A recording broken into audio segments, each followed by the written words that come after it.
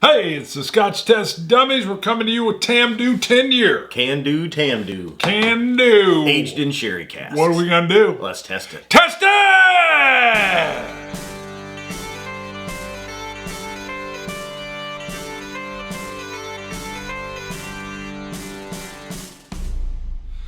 All right, real quick, I wanted to point out, let's talk about the Angels portion a little bit later in the show. We need to get this on because we're in the midst of a contest. All right, I'm going to throw up some... In the midst? The mist or the midst? Midst. M-I-D-S-T. I'll throw up a couple still photos so you can see what's inside the box so we don't open it up. But you can win this. What do you got to do to win it?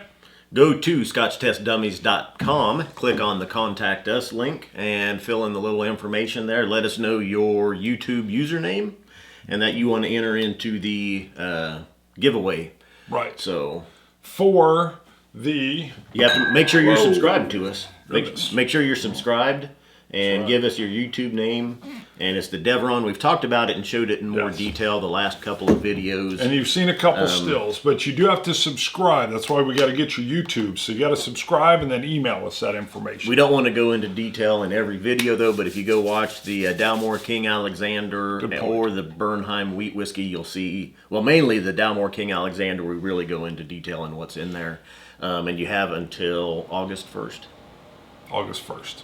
October 1st. October. Yeah, what are we doing? Yeah. So, make sure you contact us on the website before October 1st. On October 1st, we'll have the drawing.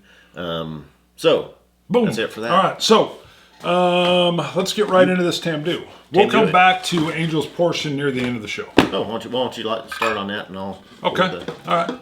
So, there's about to be an Angel's portion 2, and you're thinking, well, what's Angel's portion 1? Well, if you've missed out, you have missed out. Go get it. Reverend, all right, Lutheran Reverend from the Missouri Synod, I believe, named Christopher Toma. Reverend Christopher Toma. Minnesota. Right, but it's I'm talking a synod. Yeah, there's the ELCA. There's the Missouri Synod, and then there's the Wisconsin Synod. Yes, this is all inter-Lutheran stuff. He lives in Minnesota. No. Okay. Where'd you say he lives from? I thought Minnesota. I think he does live in Minnesota. Yeah. We're talking synods, though. Okay. Yeah, ELCA means the Evangelical Lutheran Church of America. More than you wanted to know, isn't it? Yes. Bingo. My dad he's passed away. He was an ELCA Lutheran pastor, so that's why I know all that. I'm a PK, pastor's kid. So, we were asked to write a little bit of a blurb for Angel's Portion 2, and Chris Toma has a wonderful blog of the same name, if I remember right. And so I was familiar with his work, and he's all over Twitter. Come see us on Twitter, him on Twitter. And I got a sneak peek that I cannot talk about on the Angel's Portion 2. Can't talk about it, but it's coming out soon. Can't give you the date on that either. I will say what he has is his reviews. He reviews whiskey, but he comes from a very unique and different place. For instance, he mentions in this book, he will tell you why Darth Vader is a fan of Lagavulin. So he gets into all this different stuff that's kind of fictionalized. Now, did he actually meet Darth Vader and ask him? I believe he was huge on turning him away from the dark side. From a reverend's point of view, he helped Luke on what can you actually do to turn your father back. That's his specialty. Yeah. But he's got a lot of great stories.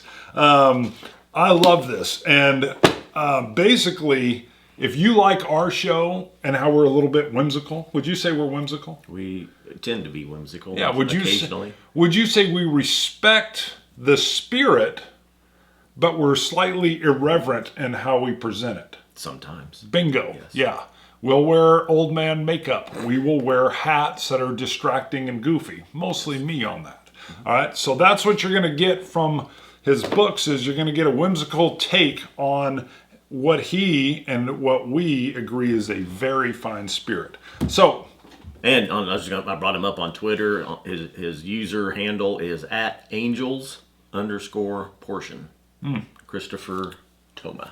Christopher Toma. Very cool. All right, this smells delicious. I can smell the sherry already. For those that don't know, we taste everything that we're reviewing well before the show, And then we retaste it on the show and kind of compare to our notes, bring up what's same, what's different. Allows us to explore a little bit deeper into the spirit. What say you?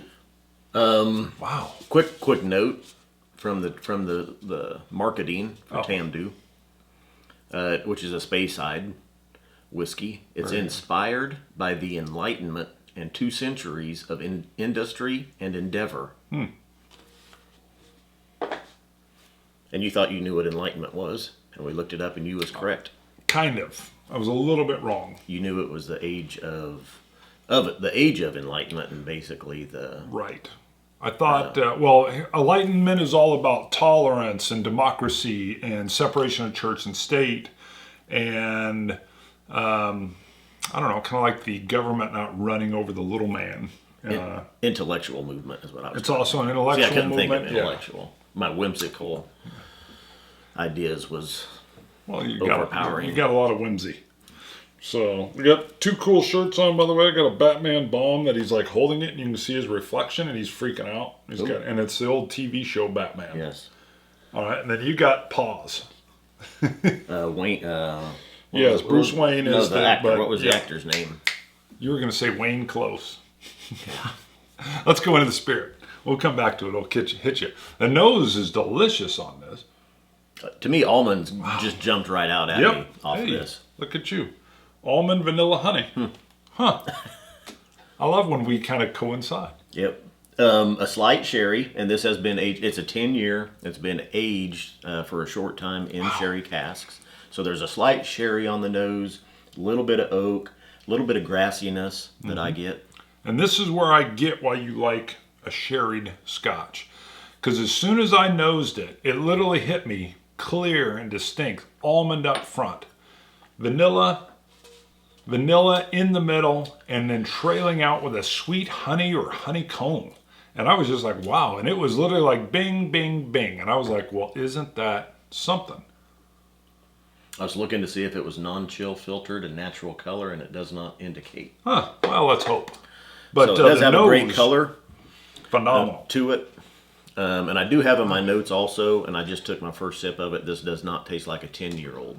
It tastes older. I mean, I think if I was blind tasting it, I would not think it was a 10-year Scotch. I would think 12 at least. So raisins, that sherry is present, and a little bit of honey sweetness.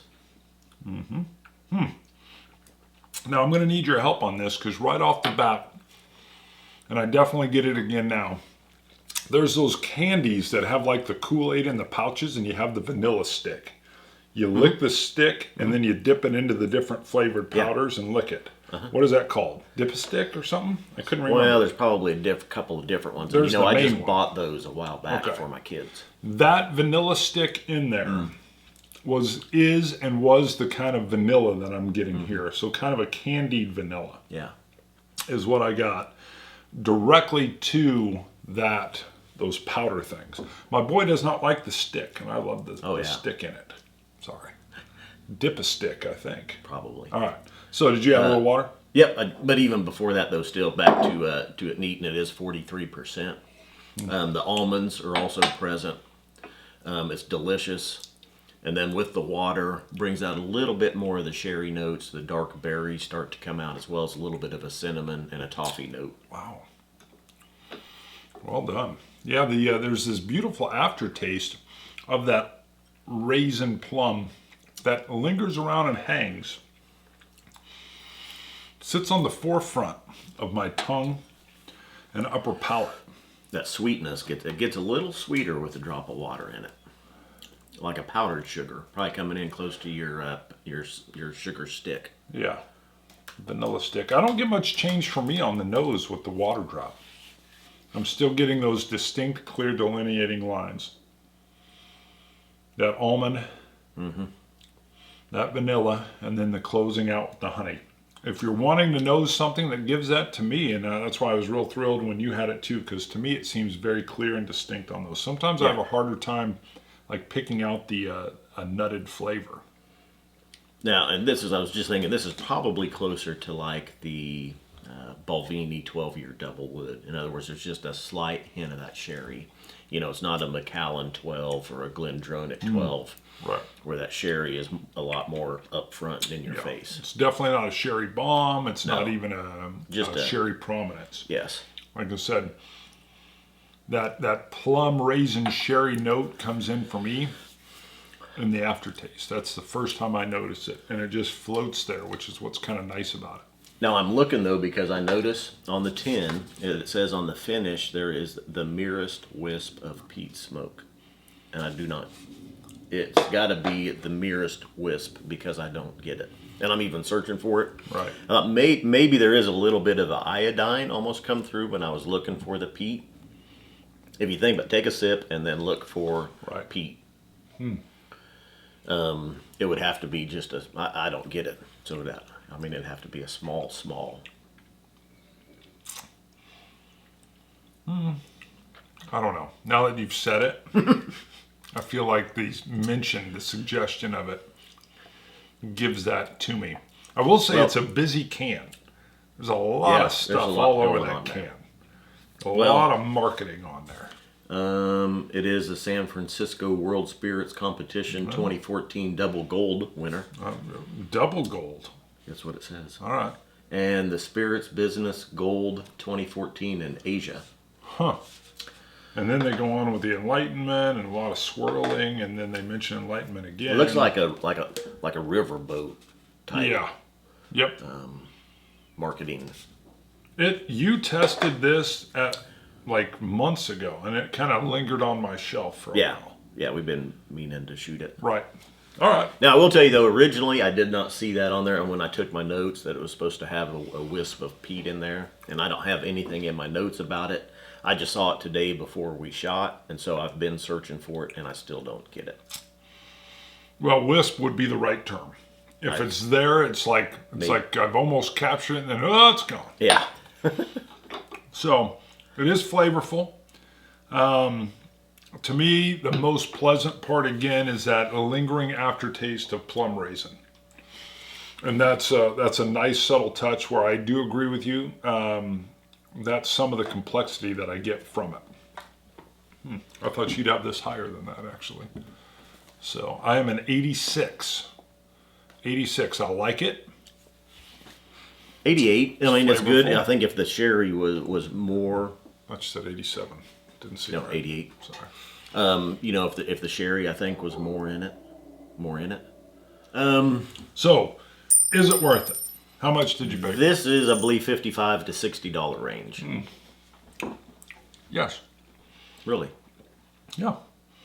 55 to 60. That's really a almost an entry line price into a Scotch. 55, let's just say. And to get that aftertaste of the sherry, it's definitely worth it. I like it. For a 10-year? I have to say no. Really? That's surprising. Bring it down. It should be, I would say 40. I mean, it's still a good whiskey, and I hate to say no, it's not worth it. But if it was $40 to $45 range, it's a 10-year whiskey. It's got that. I mean, it's probably the best 10-year. Well, I don't know whiskey about the best. I've had. Outside of peated. Well, you always bring up the Lagavulin 10. or the peated whiskeys. Ardbeg 10, phenomenal. Yeah, Lafroig and Ardbeg. In a versus. But no, they're not. I mean, this is a completely different category. They would force choke Tamdhu into submission. No, it's good. I'm with you. A Deanston, a Tomatin give you wonderful, tremendous value and flavor. But what I liked here is the real clear, distinct nose, almond, vanilla, honey. And then on the taste, you get some of that almond, not quite as much. I mean, the nose is much more vanilla for me. But that trailing plum raisin sherry, I found very pleasant. The lingering. One thing I like about a peat is the way it'll linger out for a minute in an aftertaste. This probably holds on for 25 seconds with that plum sherry. And I find that very conducive to a late night. I'm listening to the Lumineers or something of that, and I'm just sipping and letting that linger and roll. And that's what I like in it. Have you added a drop of water? I did. Another drop of water? Just one big drop. So I think it's worth it. You don't. That's interesting. Interesting. Very, very interesting. One last thing before we close out. Because of this blurb about how The Lagavulin 16 is Vader's. Now, I don't want to read the whole thing. You're going to have to buy the book in order to get the whole thing. But I had to show you a little bit of what the Lagavulin 16 says. Now, again, this is coming from the Angel's Portion, author Toma, Reverend Toma. The mechanized blast door swished shut behind the Emperor's new apprentice, causing his long black cape to billow. So, how do you like your new accommodations, Lord Vader? Sidious asked with genuine concern leveled beneath his growl. Looking around the room, Vader found himself a bit dismayed by Dooku's old, quote, the Dukes of Hazzard posters, a VCR sitting on a milk crate, and what appeared to be tattered VHS tape hanging from its mouth as though it were a droid that just choked and threw up. That's all you're getting. You gotta buy it and read it. I'm telling you that, woo, whimsy. And then at the end, it's like a legit review that comes in on This the is a Lagavulin. non-paid advertisement. Totally non-paid. I'm just ecstatic. For Toma's book, The Angel's Portion, which you got off of Amazon. Yes. You can find it on there. Yeah, we'll go to his blog. You can find out how to get it there. Or I can't remember if I went to the blog or straight to Amazon. And boom, it was here in a day and I was thrilled. So go check this out if you haven't. I found it, like you said, it's a whimsical look at whiskey, at Scotch. Should we Wrap it up. wrap it up? Scotch it, you Scotch gods. Cilantro. Dummies.